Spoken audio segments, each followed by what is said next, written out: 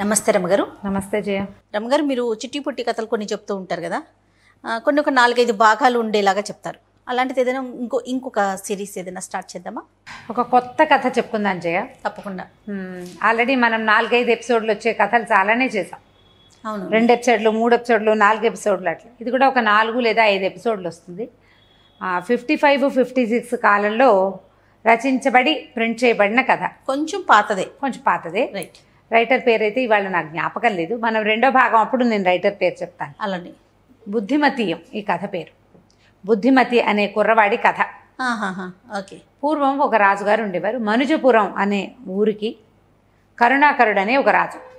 అయితే ఈ రాజుగారికి పిల్లలు లేవు. చాలా కాలం సంతానం కలగల. ఆయనకు ఒక మంత్రి ఉండేవాడు, సత్యకీర్తి అని. ఆ సత్యకీర్తికి పిల్లలు లేరు. రాజు మంత్రి ఇద్దరు కూడా సంతానం లేదు. ఎట్లాగైనా సంతానం కలిగే ఉపాయం కోసం ఆలోచిస్తున్నారు. ఎవరైనా రాజుగారికి పిల్లలు పుట్టేలాంటి ఉపాయం ఏదైనా చెప్పగలిగితే వాళ్ళకి అర్ధరాజ్యం ఇస్తామని ప్రకటించారు. అబ్బా, ఏమీ లాభం లేకపోయింది. అయితే ఏం చేశారంటే ఒక శిలాఫలకం మీద రాయించి చాలా ఊళ్ళకి పంపారు. మనుజపురాధీశ్వరుడైన కరుణాకరునికి సంతానం లేదు. రాజుకి సంతాన ప్రాప్తి కలగజేయగలిగేటువంటి మహానుభావులు ఎవరైనా ఉంటే వారికి అర్ధరాజ్యం ఇవ్వబడుతుంది. మనుజపురాధీశ్వరుని యొక్క మంత్రి సత్యకీర్తి అని రాయించి శిలాఫలకం పెట్టించారు. ప్రజలందరికీ ఏవో చిట్కాలతో అవ్వదు కదా. చిట్కాలతో అవ్వదు. సంతానం కలగకపోవటం అనేది ఒక ప్రత్యేకమైన సమస్య. అది జాతక దోషమో, గ్రహదోషమో, రాజుదో, రాణిదో, దేశానిదో, వాళ్ళ పితరులదో తెలీదు. ఏదో ప్రయత్నిస్తారు, ఏమీ అవటం లేదు. రాజవైద్యులు ఏదో వైద్యాలు చేస్తారు, వీళ్ళు యజ్ఞాలు చేస్తారు, హోమాలు చేస్తారు, ఏమిటో చేసుకుంటూ ఉంటారు. ఏమీ అవల. కానీ ఏమైందట, మంత్ర శివానంద అని ఒక మహాసిద్ధుడు ఒక ఆయన పక్క ఊరిలో ఈ బోర్డు చూశారు. తన శిష్యులతోటి ఈ ఊరు వచ్చారు. ఈ ఊళ్ళో కూడా ఆయనకి ఈ బోర్డు కనపడింది. సరే, అది చూసుకుని ఆయన వచ్చి ఈ మన రాజుగారికి కనపడ్డారు. కనపడేసరికి వీళ్ళు చాలా సంతోషించారు. ఆయన చాలా గొప్పవాడు, తపస్సంపన్నుడు. 3 మంది శిష్యులు ఉన్నారు ఆయనకి. అంతా కలిసే వచ్చారు. ఆయనకి అర్ధరాజ్యం మీద ఆసక్తి లేదు. అర్ధరాజ్యం ఇవ్వటానికైనా అంతా సిద్ధపడ్డారు అంటే ఎంత డెస్పరేట్గా ఉన్నారు సంతానం కోసం వీళ్ళు. పాపం. ఎవరో ఒకళ్ళని దత్తత చేసుకోవటానికి, ఎవరికో రాజ్యం ఇవ్వడానికి ప్రజలు కూడా ఒప్పుకోవట్లేదు. రాజు చాలా గొప్పవాడు, చాలా గొప్ప వంశం వాళ్ళది, చాలా ప్రజారంజకుడైన పాలకుడు ఆయన. ఆయన యొక్క సంతానమే కావాలని ప్రజలు కోరుకోవడంలో పెద్ద ఆశ్చర్యము లేదు. కాబట్టి ఈ రాజుకి కొంత మేలు చేయాలని భావించి ఆయన కూడా స్వయంగా బయలుదేరి వచ్చారు. వచ్చేసరికి ఆయన చూసేసరికి పరమేశ్వరుణ్ణే చూసినట్టుగా ఫీల్ అయ్యారు వీళ్ళు. ఎంత ఆనందపడ్డారో అసలు. చాలా అద్భుతమైన స్ఫురద్రూపం, శాంతమూర్తి భవించినట్టుగా ఉన్నాడు. శాంతమే ముని స్వరూపంలాగా ఉందన్నమాట ఆయన రూపం. చాలా ఆనందించారు. అందరూ నమస్కారాలు చేశారు.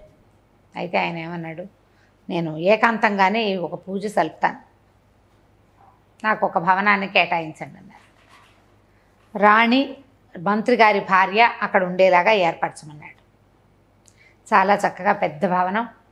మరి ఏమేం కావాలి మీకు సంభారాలంటే ఏమీ అక్కర్లా, 3 కలశాల నిండా నీళ్లు అని చెప్పాడు. 3 బంగారపు బిందెల నిండా మంచినీళ్ళు పెట్టారు. మామిడాకులు, తమలపాకులు, పువ్వులు అవి అన్నీ ఏర్పరిచి పని వాళ్ళంతా వెళ్ళిపోయారు. ఈయనకి సహాయంగా రాణిగారు, మంత్రి గారి భార్య, ఆవిడికి సహాయంగా వాళ్ళిద్దరు ఉన్నారు. సరే, ఏమైంది, ఈయన చాలాసేపు జపం చేసి ఈ 3 కలశాలని అభిమంత్రించారు. ఈ 3 కలశాల్లో నుంచి నీరెత్తి ఒక కలశంలో పోశారు. పోసి రాణిగారికి ఆ కలశాన్ని చేతిలో పెట్టారు. ఈ నీరు సేవించండి, మీ సంతానం కలుగుతుంది. అక్కడి నుంచి పక్కనే నిలబడింది కదా ఆవిడ, మంత్రి గారి అమ్మ నీకు సంతానం లేనట్టుందంటే లేదండి అని. ఆయన ఏం చేశాడంటే ఈ రాణిగారికి చెంపిస్తూ ఒక తమలపాకు తీసుకుని తన కమండలంలో నుంచి ఒక చుక్క నీటిని దీంట్లో తిలకరించి ఆకు మడత పెట్టి ఆవిడ చేతిలో పెట్టాడు. కంటి సేగ చేశాడు, ఇది తీసుకో అని. నిశ్శబ్దంగా ఆవిడ అది ఆ తమలపాకుని స్వీకరించింది. విడేం అంటే చిలక, మన తమలపాకు చిలక అనమాట. అందులో మంత్రపూతమైన జలాన్ని వేశాడు. ఈ నీళ్ళ కలసం పుచ్చుకుని రాణిగారు పరమానంద భరితురాలే ఇంటికి వెళ్ళిపోయింది అంతఃపురంలో. ఈవిడ ఆయన పుచ్చుకోమన్నాడంటే ఇదేదో విశేషం, సంతానం లేదు కదా అని అడిగి అది ఇచ్చాడంటే సంతానం కోసం ఇచ్చినట్టు. ఇక ఎంతో సంతోషంగా భర్తలతోటి గడిపారు. చాలా ఆనందంగా సంతానం కలిగిస్తుందన్న సంతోషంతో. కాలక్రమాన రాజుగారి భార్య గర్భవతయింది, మంత్రి గారి భార్య గర్భవతయింది. 9 నెలలు నిండాయి. ప్రజలంతా ఆనందంతో పండగ చేసుకున్నారు. రాజుగారి ఇల్లు పండింది, మంత్రి గారి ఇల్లు పండబోతోంది. సరే, 10 మాసాలు వచ్చాక రాణిగారికి పరమాద్భుత సౌందర్యవతి అయిన ఒక కుమార్తె కలిగింది. మంత్రి గారికి చాలా స్ఫురద్రూపంతో ఉన్నటువంటి ఒక పిల్లవాడు కలిగాడు. రాజుగారి అమ్మాయికి తమ విజయాలకి మూల కారణం కాబోతోంది ఈ పిల్ల అని విజయకుమారి అని పేరు పెట్టారు. మంత్రి గారి అబ్బాయికి బుద్ధిమతి అని పెట్టారు పేరు. బుద్ధిమంతుడు కావాలన్న కోరికతో ఈ విజయకుమారి బుద్ధిమంతుడు ఇద్దరూ పెరుగుతున్నారు. సరే, విజయకుమారికి చాలా తెలివిగలది, ఎంతో చురుకైంది. మరి దేశ విదేశాల నుంచి ఎంతమందో పండితుల్ని వాళ్ళని వెళ్ళి రప్పించి పిల్లకి చదువు చెప్పించడం మొదలుపెట్టారు. ఆటోమేటిక్గా మంత్రి గారి అబ్బాయి బుద్ధిమంతుడైన బుద్ధిమతి కూడా యువరాణితో పాటే చదువుకోవటం మొదలుపెట్టాడు. వీళ్ళిద్దరూ జోడుగా ఉండేవాళ్ళు. కొంతకాలం ఇంటి దగ్గర చదువుకున్నారు. తర్వాత గురుకులానికి పంపారు. రాజుగారి అమ్మాయి వెళ్ళింది, మంత్రి గారి అబ్బాయి వెళ్ళాడు. వీళ్ళిద్దరూ ఎడబాయని జంటలాగా ఉండటం వాళ్ళకి అలవాటైంది. ఇట్లా పిల్లాడు కలిసి ఉండటం ఏమిటని వాళ్ళు అనుకోలే, ఎవరు భావించలా. మొదట చిన్నపిల్లలుగా ఉండగా కలిసి ఆడుకునేవాళ్ళు, చదువుకునేవాళ్ళు, నేర్చుకునేవాళ్ళు, కొట్టుకుని తిట్టుకుని కలిసి ఉండేవాళ్ళు. క్రమంగా ఏమైంది, 14-15 వచ్చేసరికల్లా నువ్వు లేక నేను లేను అనుకోవటం మొదలుపెట్టారు వాళ్ళిద్దరు.